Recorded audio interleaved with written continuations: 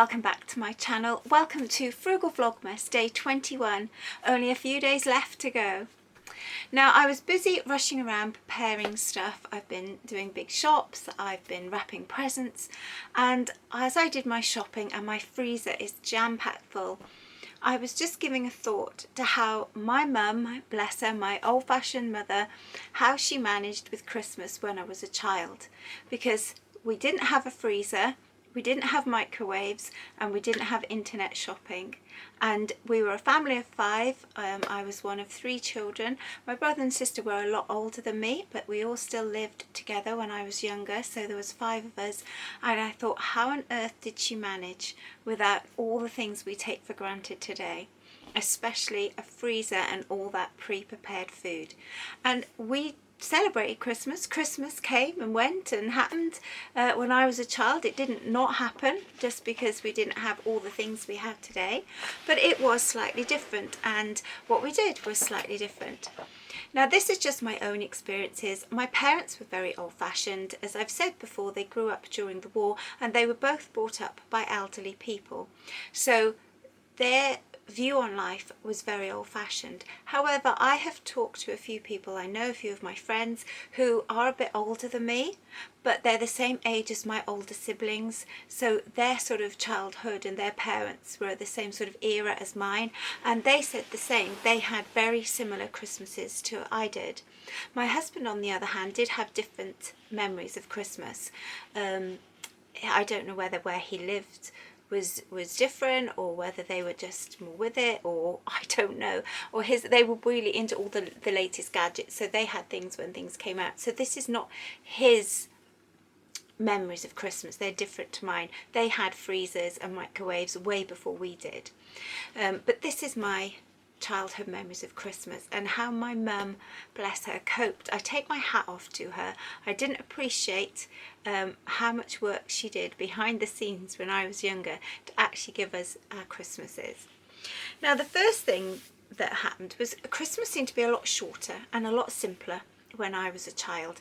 It didn't start in September and it didn't go on to the middle of January. Christmas for us in our house was literally Christmas Eve, Christmas Day, Boxing Day. You got very excited. Obviously at school we had our nativity plays and things at church, and then we broke up from school and that was really good fun, and then we had Christmas, and then once Boxing Day was over, things sort of got back to normal pretty quickly in my household. Christmas wasn't prolonged. That was it. Christmas was sort of done and dusted for another year. You still had your new toys and you played with them because you were off school, but all the meals and stuff went back to normal. My dad usually went back to work, and you know, the routine went back to how it was. So Christmas was a little bit shorter.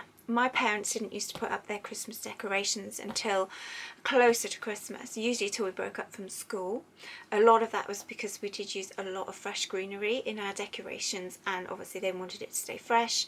They weren't really into lots of decorating. They weren't they would probably be horrified how some people go so over the top now. But again, I think that's because of their wartime experiences when things were in short supply, and also with all the lights and stuff, they enjoyed the blackout, so there was nothing like that, and so anything sort of too bright and over the top seemed a bit too much for them. And I think it's because their childhood was with a blackout, there just wasn't the lights about, so Christmas for them was a really simple affair. So again, it was shorter, and also Christmas presents were simpler. I think the whole Christmas for my parents, I think the key word is they kept it simple. They didn't go over the top with gifts. We didn't have loads of stuff for Christmas. They didn't have to go off and do masses and masses of shopping. They gave people simple gifts. Like for my father, he would be really excited. He used to love these trays of toffee with a little hammer. He used to get them for Woolworths, and that was one of his favourite gifts. He would get something that simple, and that's what he would have for Christmas. I know that one of my mum's favourite gifts of one year is my brother and sister saved up, and between the two of them they bought her a pair of slippers, and they each wrapped a slipper each, and so they gave her this to make a pair of slippers, and it was very, very simple stuff like that. Woolworths featured quite a lot in our family Christmases of where we went to go and buy things. If I gave presents to friends, like friends at school, I remember it used to be my mum would get a pack of little pocket handkerchiefs, and I would wrap up a little handkerchief, because we all had handkerchiefs when I was a kid, and you could get them, the children's handkerchiefs are smaller, and they'd have pictures on, like nursery rhymes and stuff like that, or numbers or butterflies, and she would get a pack of those, and I would take them out and I would just wrap each of my friends a little handkerchief, and that would be what I would give them for Christmas if we did. We didn't do Christmas presents for friends very much. It was mainly just family Christmas presents.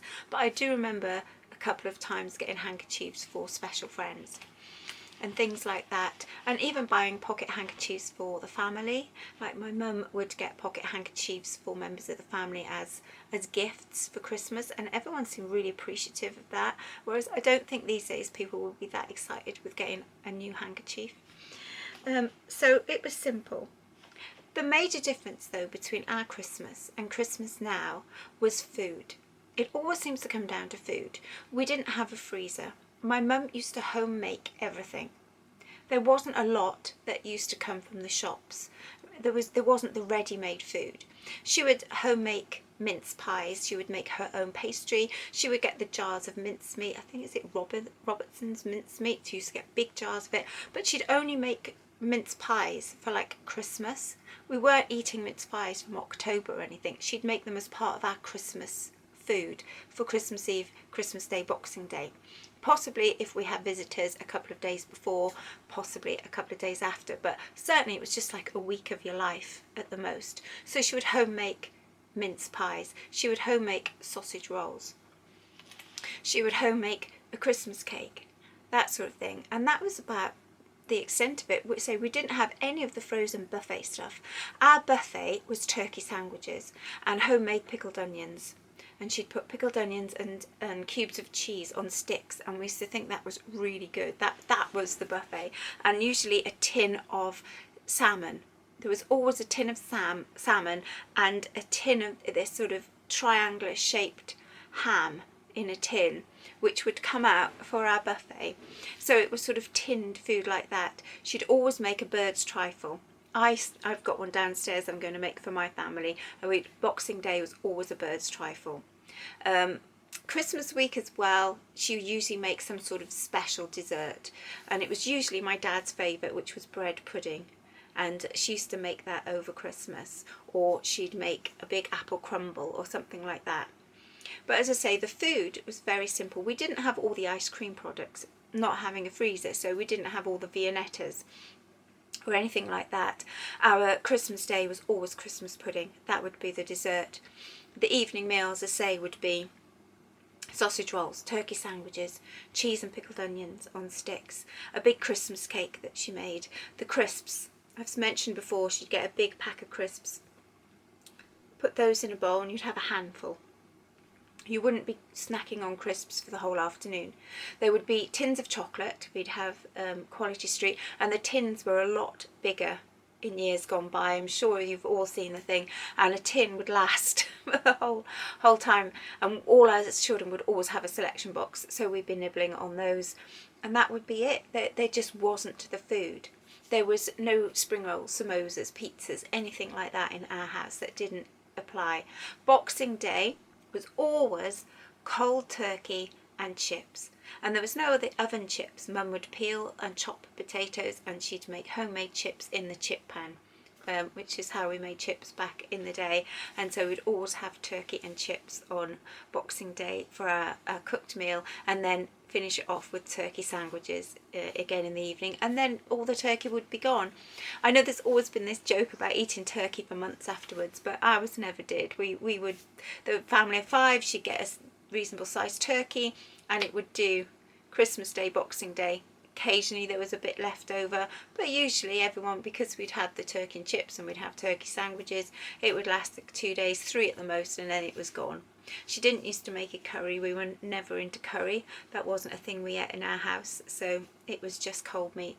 And they'd have crackers. We'd have a big sort of tub of mixed crackers, as in cream crackers and water biscuits, all this sort of thing.